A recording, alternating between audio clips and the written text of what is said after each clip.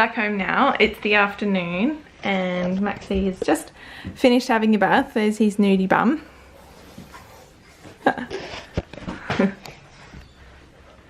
He just had a bath because he had sunscreen and it was all, had to get it off. Oh, thanks. Had to get it off. He's a bit tired, so I thought I'd have a bath before dinner because he definitely had to have a bath. He's got sunscreen all in his hair and all in his... It's okay. Look, it's so cute.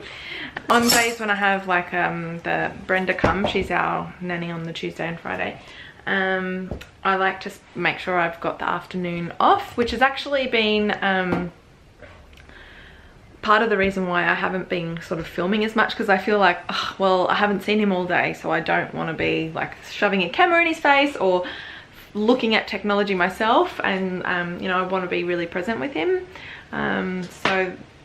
But also, like, if I don't film, then we don't record the memories and stuff, so I'm just figuring out the balance with that. I'm still getting used to him having the nanny or a babysitter for more than like 1 day a week. We're up to, next week we haven't got Kate on Monday, so we only have the Tuesday and Friday. So that's, I sometimes feel like 3 days is just that little bit too much, whereas maybe 2 days isn't enough. So it's kind of just a balancing act. If I only have 2 days, then I can still make do. And it just means that I get an extra day with Maxie. So yes, so that's that. In the last week and a half, Roly's been going in to sort Max out of a nighttime when he wakes up anytime. So I put him to bed, Roly goes through the night, and then if he wakes up anytime from 5 AM onwards, I'll come in to sort him out. Just because I needed to sleep, and Max was getting into a really bad habit of like needing to be settled through every sleep cycle, and it was just getting worse and worse. And at being 1, he really needs to start sleeping through, for me and for him, also mainly for him, because he's just exhausted, and when he's exhausted he wasn't napping. Whenever Roly comes into him, he just has a cuddle, lays back down and goes to sleep. So it's not actually as big of an ordeal as like when previously I was doing it. He was wanting a breastfeed back to sleep, and still if I do happen to come in through the night, he still wants a breastfeed because it's me. But I've also found that I feel that it's a cumulative thing, because now that he's not feeding through the night, he's eating more solids. Are you okay? Come here. Oh, thanks. I'm gonna get you dressed in a second. He's also napping better. So he's having 1 or 2 big naps a day, and if he doesn't have that second one, he's having quiet time. He's really hungry. He's like a clockwork. At 5 o'clock he's starving, and it's dinner time, and then he knows it's bath time. Hello.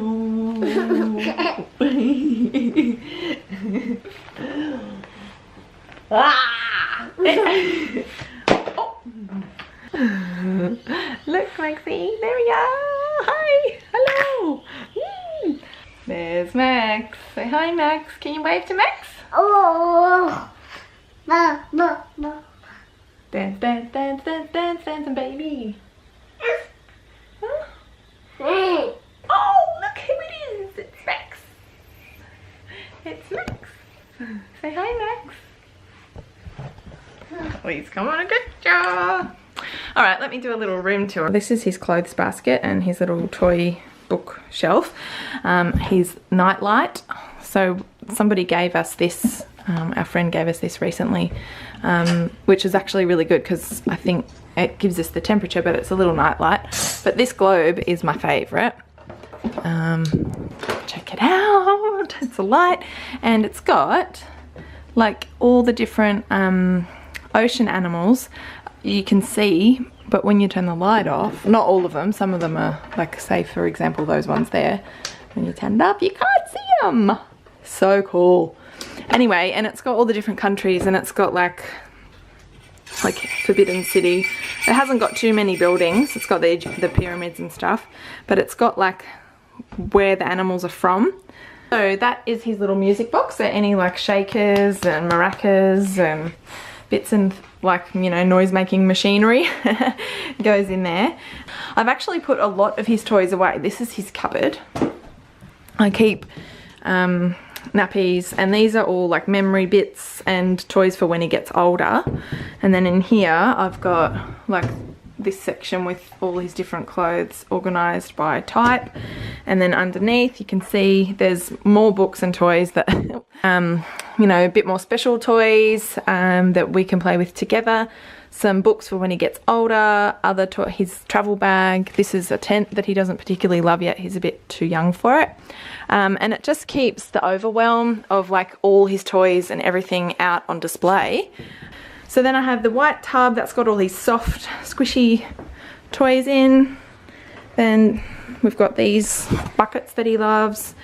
There's another musical thing. And then just this IKEA, like it's a material like treasure chest, which I sort of thought it's got storage of just like random things, like these cars that he got from from Granny. So this room used to be my office, and these are all postcards from when we went to Europe, from when this used to be my office, and this was just a storage cupboard, because as you can see we don't have any built-ins. This is actually the best room in our house for lighting. The afternoon, like the sun sets the other side of the house, so we get these beautiful, like that tree usually of a nighttime as the sun's going down catches the sunset. It all lights up, so that tree sometimes is purple or pink or orange with like green leaves. It's just so beautiful. This is my breastfeeding chair that I just keep in here because, you know, to just have somewhere to sit. More stickers, more little soft toys. Yeah, so this is his bed. I'll move back.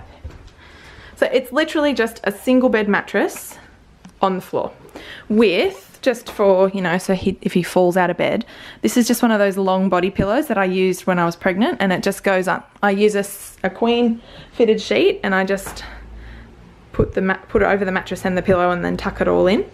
And obviously he doesn't, the blanket and pillow he doesn't use. That's just for if Roly and I come in, we can lay down with him.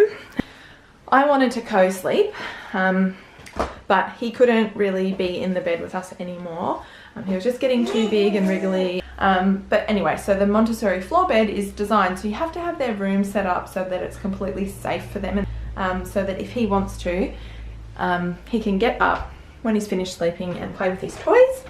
And he absolutely loves that. Like in the morning sometimes, if it's very rare, but there's been a few times when he's woken up at say 5:30 and we're not in with him, he will just get up and crawl into my room. And I know that you know, not everybody is comfortable with that, like letting their kids just have free access to the house, but it's only literally his bedroom, our bedroom, and the living area. The office, the spare room, he can't get access to. He can't get access to any of the bathrooms. He can't get access to the outside. Then there's nothing in the house, like we've set it up so that there's nothing in the house that he can get access to that's going to hurt him. Like the drawers at the bottom, they're all just Tupperware in those drawers and stuff. But more importantly, I wake up when he gets up. Like I hear him, so he's not exactly a stealth crawler. So I don't feel that there's any risk whatsoever, and I feel that there's only benefits. The beauty of it is that if you do go in with him to settle him and say you're extra tired and you fall asleep, it's still considered a safe co-sleeping environment because you're both on the one bed surface. There's plenty of space. It's not like you're falling asleep on the couch with him and accidentally squashing him. And I know he's well out of like Sid's risk territory, I think, by now. The Montessori floor bed for us, it did meet all of our requirements for safety and also comfort and our ability to get as much rest as possible. And he loves it. So he wakes up from all of his naps, and every morning, no matter whether he's been awake all the time, he wakes all night. He wakes up with a smile on his face, and you can just, yeah, he's happy.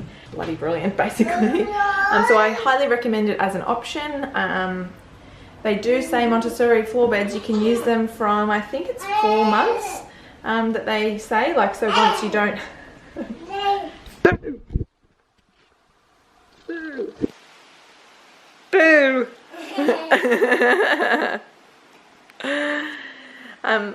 Yeah, so they say from 4 months on you can use a Montessori floor bed. Yeah, anyway, it's just what works for us, and I highly recommend it as something to try if you're desperate. Although, if you're watching this and you're having your first baby and you haven't really thought about it yet, I highly encourage you to think beyond your birth plan to the first year and do some research now while you've got the time. Oh, he just hit his head on the bus. You okay? Oh, he's laughing. That's good. I wish that I had have read more about sleep and about the ways to settle, and I know everybody's different and doesn't always, you know, I thought personally I don't need to read anything about that. He'll just sleep. I'll be able to handle that. You know, I'll follow my intuition and my baby's gonna sleep. So I didn't really do much research into the different options and different theories of how to do sleeping, because I just thought, well, there's two methods. There is let them cry it out, or there is tend to their every need. I didn't realize that there are plenty of other things, other options that meet the middle ground.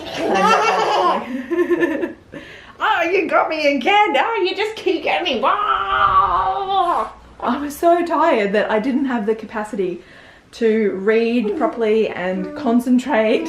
So I felt that I fumbled through it a lot in the last couple of months while in the hardest phase. Oh, okay, I know I've been talking a lot, haven't I? It's nearly time to play a bit and have some din-dins, have some dinner. Yeah, so if I had have been sort of pre-prepared with that, I would have been maybe a bit happier. Not happier, a bit, you know, I would have felt a bit more prepared and a bit more informed.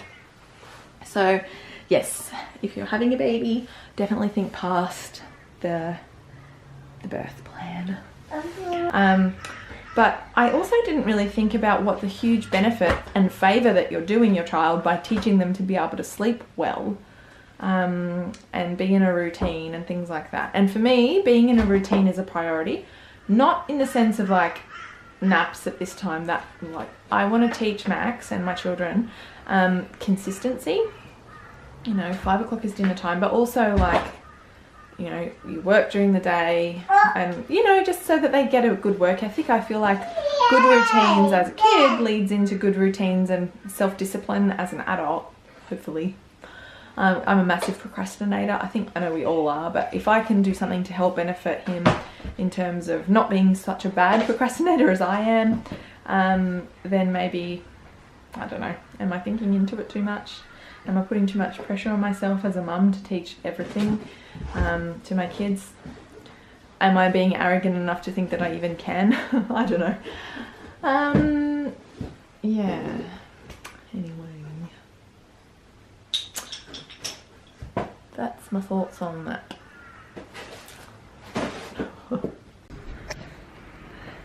So good night, Maxie boy. Good night. Good boy. Good night, Max. It's bedtime. It's 10 past 6. Oi. Careful. It's 10 past 6, so I'm going to go and put him to bed. And then get started writing a blog post and an Instagram series that I've got next Monday coming up. Okay, talk to you soon. Good morning, Maxie boy. Hello. We are getting ready for Jack's party, but first we're going to have brekkie with Kate, whose birthday it is today as well. Oh well, it was Jack's birthday yesterday. That's so disgusting, Roland. Sorry. It was Jack's birthday yesterday, and Harry's birthday yesterday, and someone else's. Can't remember. Sorry. And today's Kate's birthday. Happy birthday, Kate. See you soon.